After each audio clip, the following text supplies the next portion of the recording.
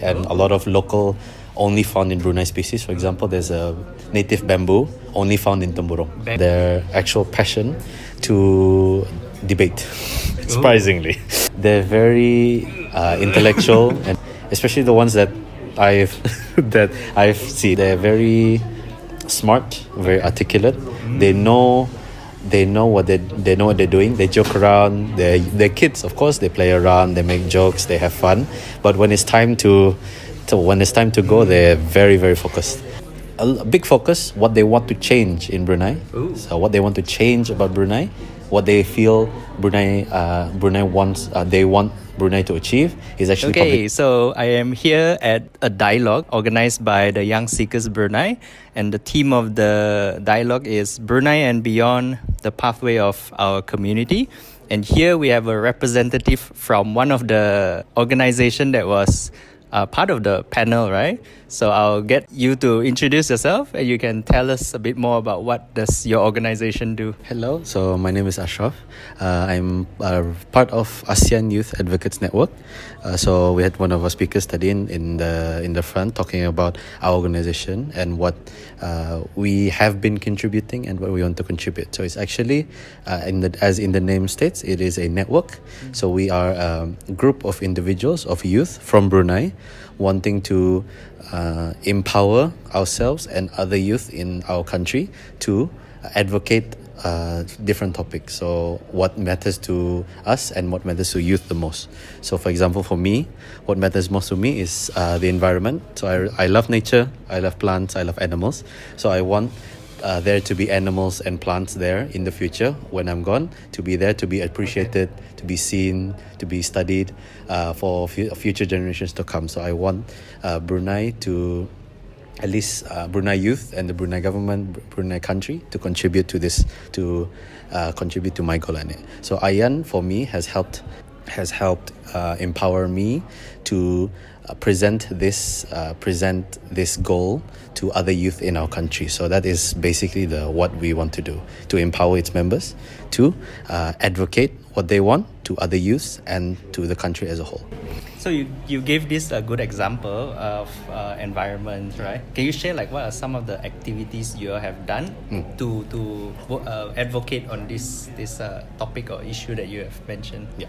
Okay. We have done actually a lot of topics. So in environment, for example, there's something called Generation Restoration.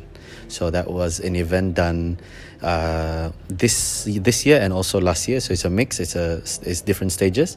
So it was about empowering the youth with information, with knowledge, to protect our rainforests, our environment, with the power of restoration. So the first, of course, you need people to have knowledge. What is the issues? What is the actual root cause of the problems that we're having? For example, very easy climate change. The weather isn't very stable in Brunei and other countries. That is affecting our quality of life, our daily lives. So heavy rains causing floods, which will impact people living in rural areas, living in the cities where flooding is more prone. It could also impact bad weather would also impact infrastructure in Brunei, so it could cause blackouts, it could cause damaged buildings, damaged houses. So bad weather is not just something bad for nature, it is also bad for us because we are also living on this earth. So that is something that the youth are aware of. But of course, being aware of something is only half the battle. You need to know what you want to do about it. If you know something's wrong, what are you going to do about it? Just knowing something, raising awareness is good, but it's just the first step. So Generation Restoration is about empowering youth with very important knowledge on the environment in general, and also what are the efforts currently being done in Brunei Darussalam. For example, last year was they had a enlightening talk from different organizations. So Brew Wild came down, MBB also came to talk about initiatives initiatives that are being done, what lessons they have learned, best practices and all these things. So for example, Green Brunei, I think you've heard of Green Brunei, is doing a lot of things for the green economy or green society, making sure Brunei is sustainably living, sustainably growing. Brew Wild is, as the name implies, is Brunei Wild, is focusing on animals, plants, the ecosystems, biodiversity in Brunei Darussalam. So the participants had a very good deep dive into what the situation is actually in Brunei. So after this, with all this knowledge, all these skills, they can then continue to advocate for this environment. And so it's empowering youth with not only the drive, the initiative, the inspiration, the enthusiasm to go on. They're also empowered with the knowledge, what to do with their enthusiasm inside that. Like, for example, this specific topic that you shared, the first step you mentioned is knowledge, awareness, and information. So this event was more of like a presentation or like a workshop, or like can you tell us a bit more about it? Yeah. Basically is a workshop with all their peers. So it's about 20 people, I think. Okay. 20 people come together in different groups to talk about issues that they want to solve and how they can solve. With this information, what are they going to do about it? So the initiatives that were presented to them, for example, from Green Brunei or Brew Wild, what initiatives they presented, maybe they have suggestions to improve.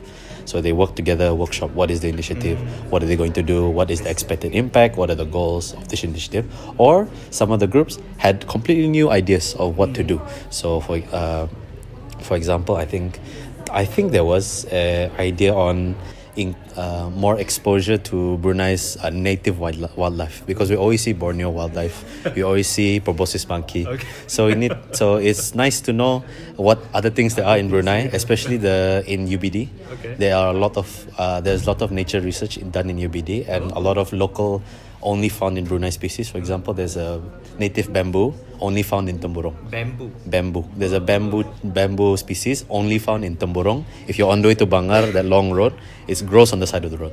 So very near to where we live, where we travel, but actually it is something very unique only to Brunei. So there's a good example of having knowledge and awareness is a good starting point, because now you know, it just empowers you more to protect this special species that cannot be found anywhere else. And then how long have AYAN has been in Brunei? Up till now, like what has the engagement with the youths here have been like? Maybe like a rough estimate of numbers. Yeah. AYAN has been 2020, around COVID, 2019, 2020. Okay. I think so. Okay, it's around. I hope so. not 20 so. Years. 50 no. Years. It's quite new. Okay. 5 years old, I think. It's quite new. The impact that we have seen, unfortunately, when it began, it was quite new also. So the youth, they have already told us before. They were also struggling. They're also new to it, so they were finding things out, seeing what works, seeing what doesn't work, and also trying to stabilize the organization. So a lot of data collection actually wasn't done before, so they didn't count. But actually, we see that there is a lot of involvement in the youth, especially towards mental health and arts. So there are, especially environment. So there are a lot of key areas that youth have great interest in, and we have seen a lot of impact. We have seen a lot of contribution especially from the public, which is quite hard to get. So it's quite good to see the trends of we have done a lot of events, but a lot of events are actually focused on mental health, arts, and also the environment. So these three, I see that they're being quite a contentious topic in Brunei, and a lot of people are quite passionate about these three. Roughly events, we don't target that many people. Okay. It's like closed, so it's easier to discuss with people, get to know them, and get to know the issues. So it's roughly 30 to 50 is quite a lot for us per event. So estimate that is about 1,000 participants on all our events so far. Roughly 1,000 participants. It could be more. It's likely more, but I think around 1,000 is a conservative guess. So why I ask this is also because the next question I would like to ask is so from AYAN's engagement with youths so far, like what are some of the aspirations of young people that you all have noticed Yeah, and also maybe you can also add on like what are some of the lessons or insights that you all have learned with working with so many youths over these few years? Good question. So we have started, this is the second time, so we have started to bring this board to events. It's a map of Brunei. Okay. So we ask people to fill in post-it notes. What are their visions, their aspirations for Brunei? So it could be long-term, short-term, any sort of context, whatever they want, they put it on the board. We've noticed a trend after the second event today. They have a big focus what they want to change in Brunei. Ooh. So what they want to change about Brunei, what they feel Brunei wants, they want Brunei to achieve is actually public transport. Oh. As a big thing, surprising but a very big thing. Public transport is a big thing to youth. I think from that observation, I think anecdotally, I feel that is because public transport is not talked about enough. The other topics like mental health, arts, culture, environment are being talked about already at a government level, national level. That is already being covered. It is already being worked on. What we are seeing is actually things that are not being worked on. So public transport, access to actually from we have seen people living in Tamborong, they want easy access to Balait, for example, because they live far away. It reduces their quality of life, so they have to travel so long. To get a job, they have to travel more than 1 hour. To meet friends, they have to travel very far. It hinders their social life, it hinders their career. So they feel like public transport is a good way of tackling that. Another way is because people are seeing why public transport, people are seeing that the way that we are moving forward is not sustainable actually, because if we continue to grow population, if we continue to be reliable on cars, then the country is not big enough. For maybe bigger countries, the US can do it because their country is very big, but Brunei with limited space cannot afford to be car centric. So I feel like with conversations from people who are filling in these post-it notes, that is where the angle is most going to be. It's not sustainable, and of course it is the car focus system is hindering their quality of life, I think, something like that. So engaging with youth, I think the most important thing which was also mentioned during by the speakers as well today, is actually about confidence and trusting your abilities. So you've gone to school, you've done university, for example. You've done university, you've learned all these things. It's time to move into experience new things. You can only learn by being uncomfortable. You need to be uncomfortable to learn. You need to start to learn new things. So for example, they're talking about volunteerism. Volunteerism is a good way to start learning about even the simple things. Not even thinking about volunteering is good for organizations or you're doing something for the event. You're actually doing something for yourself. So you're practicing talking to people. You're practicing communication with other people that you might not know. You only know for a day. You're talking about responsibility. You're being given a task and you have to achieve that task. You're given all this opportunities to learn, to talk to people, to practice all these skills. So communications, actually going out there, doing something practical, doing something practical in the real world, dealing with real people.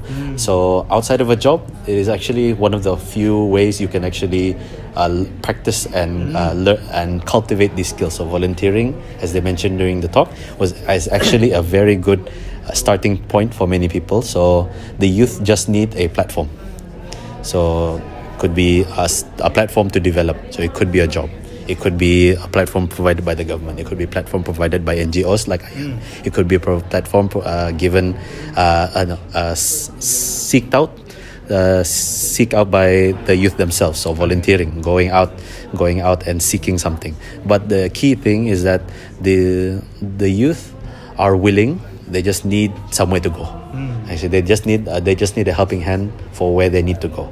They need that guidance from either their peers or people who are just slightly above them to know where they go, to reassure them, to make sure to make them understand that they are actually enough. You don't have to actually compare yourself to other people who are doing better. You don't have to compare yourself to people doing worse. You are there to improve yourself. You are there to contribute to something. You are there to to add to something. You're not there to take something from them. You're not there to take from them and add to you. You are there to add to them, and they will add to you. Yeah, thank you very much. So, and also, I think I'd like to add on from what you mentioned. While developing all these things, we are also using our energy to contribute to something beneficial to others. Because like one of the things that we learned working with young people, especially, creativity and energy is something that characterize young people, especially.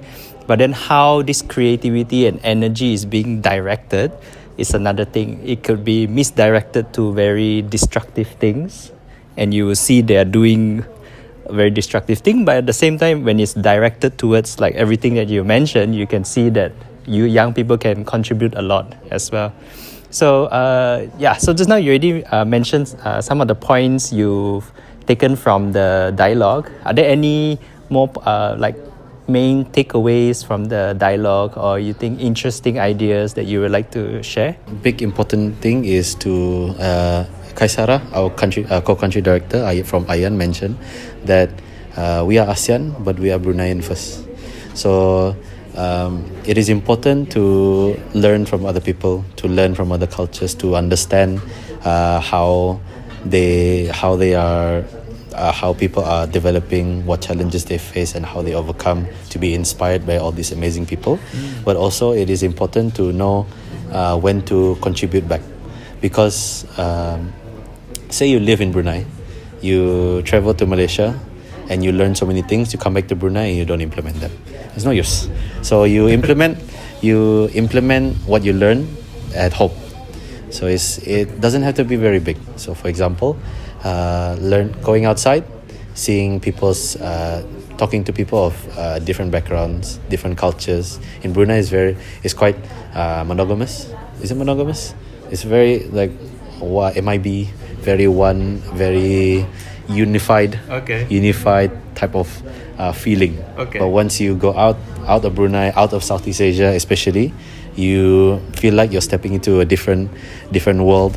Especially when you talk to youth over there, you see how they think, what their challenges are, what they feel, and how they interact with their environment. When you come back in Brunei, you have a completely different perspective, completely different world view. You see, so it's more expanded, it's more eye-opening. For example, don't have to go very far. Just go to Malaysia to see their compassion and their actual passion to debate. Surprisingly, if you go Malaysia, they're very intellectual and very especially the ones that I've seen. They're very smart, very articulate. They know what they're doing. They joke around. They're kids, of course. They play around. They make jokes. They have fun. But when it's time to go, they're very, very focused. So they know when to switch it off and switch it on. So it's very inspiring to see. Okay, maybe this can be brought back. This type of mindset can be brought to Brunei, or maybe go to Philippines. I have a few friends. They're very outgoing. Okay. So why are they outgoing? I've always noticed if you go outside and you talk to the Filipinos, they are the most outgoing out of all ASEAN countries. So what was the reason?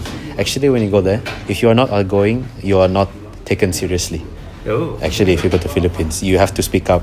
You have to make noise. You have to make all this action. You have to do all this effort just to be noticed. So it's like this is actually something very interesting that I noticed in the Philippines. Okay. They need to be they are like that because that's how they are noticed in the schools, in the government. They need to make noise to be seen. So it's it's a very interesting and very eye-opening to see the different ways that especially from my perspective, how each youth interacts with their government, interacts with their universities, interacts with their established institutions. So how they see them, is it a good light, is it a bad light, is it a neutral light? So how they see it, and how their challenges and their ways of overcoming I can bring back to Brunei, and I can hopefully implement into my own initiatives. Right, thank you. So yeah, I think from what you share, there's a lot ASEAN has to offer to Brunei, but also Brunei has things that we can offer, and there's this learning that we can learn from each other, and also interconnectedness. Okay, so maybe to end our chat today, any message that you would like to convey to the young people in Brunei? As corny as it is, to build a house, you have to build it brick by brick. A journey of 1,000 miles, you need to begin with one step. No matter how small the step is, you just need to start. So if it's volunteering, if it's talking more in class, if it's answering the teacher's questions when the teacher comes around us, if it's applying for that scholarship, if it's going for that job interview, just take the step, and you never know where that step will take you. So AYAN is on Instagram, of course, like everyone is. So just go to AYAN Brunei, so AYAN Brunei. Follow us. We will post all the stuff over there. Thank you very much.